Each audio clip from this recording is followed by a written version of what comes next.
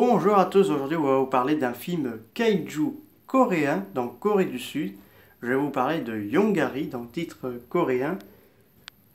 Tac, attendez, tac, c'est pas non assez simple à prononcer.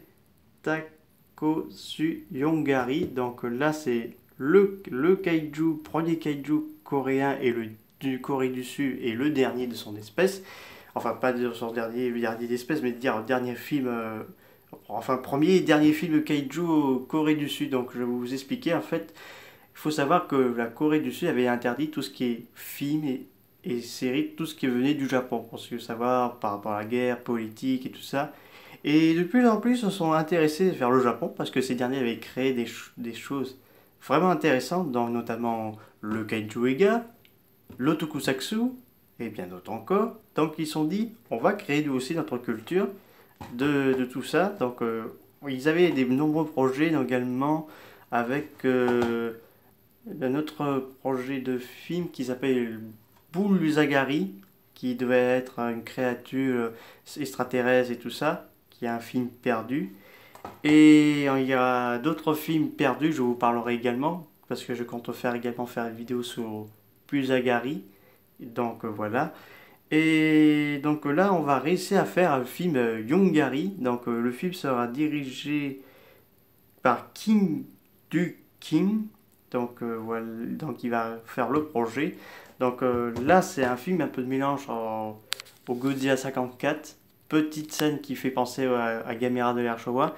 Et un peu début du film, ça va faire penser à Invasion Planet X. Donc là, l'histoire, ça se passe en Corée du Sud. Donc là, après un mariage et tout ça. Donc mission dans l'espace.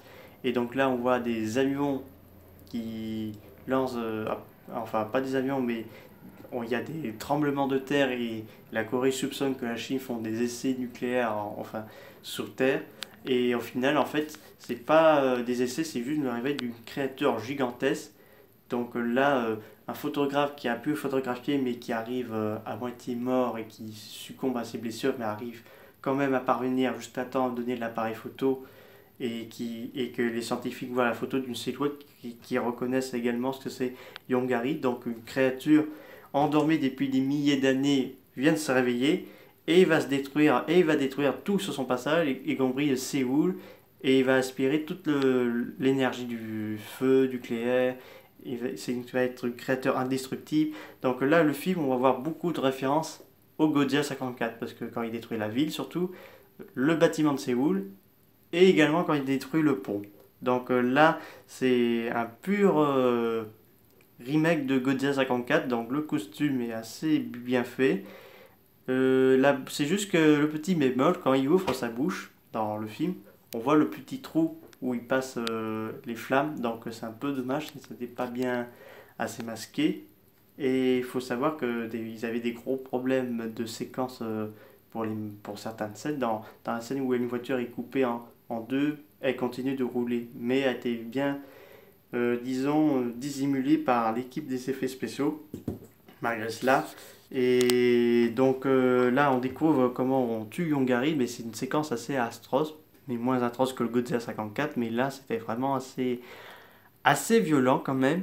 Donc là, euh, le film, il n'y a pas de version coréenne, malgré ça, parce que la version coréenne a été supprimée et ils ont proposé en trois versions. Donc j'ai trois versions dans ce DVD. Vous voyez, j'ai la version allemande. Le film est sorti aux États-Unis, donc j'ai une version américaine et j'ai une troisième version que je connais pas encore. Je regarderai quand j'aurai occasion. Et il faut savoir quand le film est sorti un peu en Europe, surtout en Allemagne, parce que le film n'est pas sorti chez nous en France, il portait le nom de Godzilla. Il y avait même un affiche de Godzilla 84 à la place de Yongari pour faire croire que on va avoir un film Godzilla coréen. Or, c'est pas un film Godzilla, c'est un autre kaiju. Et il faut savoir que certaines affiches de Godzilla vs Ghidorah, ils ont mis également Yongari de 1967. Et donc là, ce sera le kaiju orphelin Corée du Sud, parce que, disons, c'est le seul, premier et le dernier film du kaiju, parce que là, disons que, malgré ça, ça n'a pas beaucoup cartonné, mais peut-être aussi, ils ont voulu essayer de faire autre chose, mais disons que pour faire des films de kaiju, c'était compliqué peut-être pour eux. et ils ont dû faire autre chose. Mais le personnage Yongari sera toujours quand même vivant parce que le créateur de D-World, donc celui qui a fait la guerre des dragons, va faire un remake de Yongari, je vous parlerai prochainement, mais peut-être moins bien que celui-là, mais j'aime bien les deux versions, j'aime bien les deux, le 1967, 1999, parce qu'il faut savoir que ce Yongari avait eu peut-être la concurrence, parce que la Toho, disons 1967, c'était comme 1966, il y avait eu plus de films de kaiju. Dans la Toho sort le fils de Godzilla, King Kong s'est échappé, Ladei sort Gamera vs Gios, Surabaya sort Ultra Seven, la Toei sort d'autres séries Tokusatsu, la Shichuku sort Gilalak et une autre production japonaise, je me rappelle plus, on sort Gappa, le Gappa, le descendant de Godzilla, mais c'est pas vraiment le descendant de Godzilla. Et en Corée du Sud, on sort. Ah oui, il y a Nikatsu. Bukapa, c'est Nikatsu, c'est bon. Et Yongari, le orphelin kaiju Corée du Sud.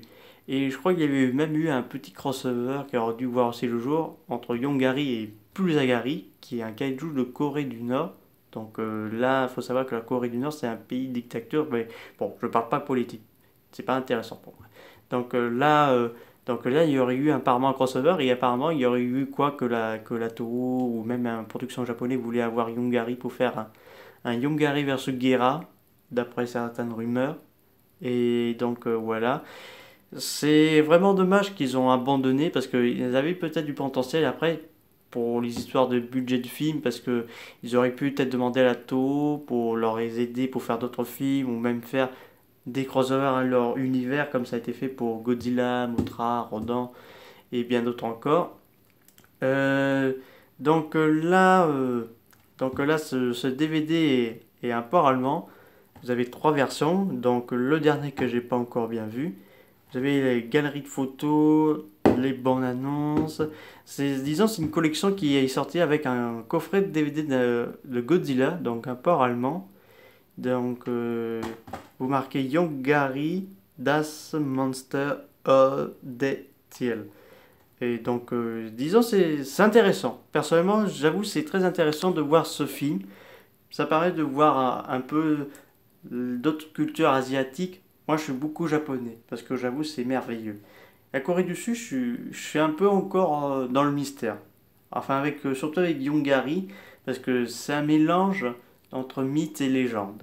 Parce que d'ailleurs, j'ai bien créé une histoire de Yongari, donc j'ai fait un mélange entre culture Corée du Sud et culture japonaise, parce que dans mon histoire, il va affronter Yamato no Orochi, donc le dragon 8 têtes et 9 queues, dans mon histoire de mon livre entre 2020 et 2021.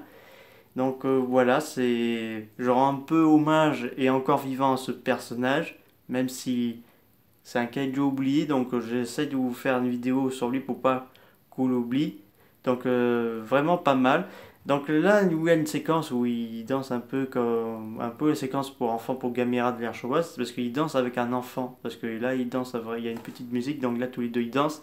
Alors que là, il détruit tout, tous les gens ont peur. Donc là, il devient une sorte de Gamera coréen qui danse, et après il devient un Godzilla coréen. Donc c'est un peu bizarre cette séquence-là.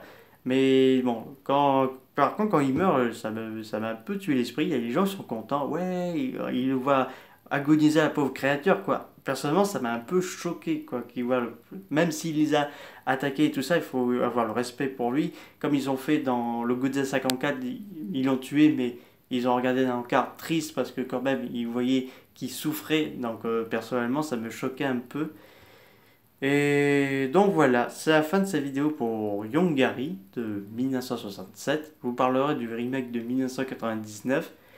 Je vous parlerai d'autres projets, parce que faut savoir qu'au mois de décembre, le 16 décembre, il va y avoir le film Lupin, donc alias Elgar le cambrioleur. Je vous ferai d'ailleurs une vidéo sur ce personnage des studios japonais. Je vous dis à très bientôt, au revoir.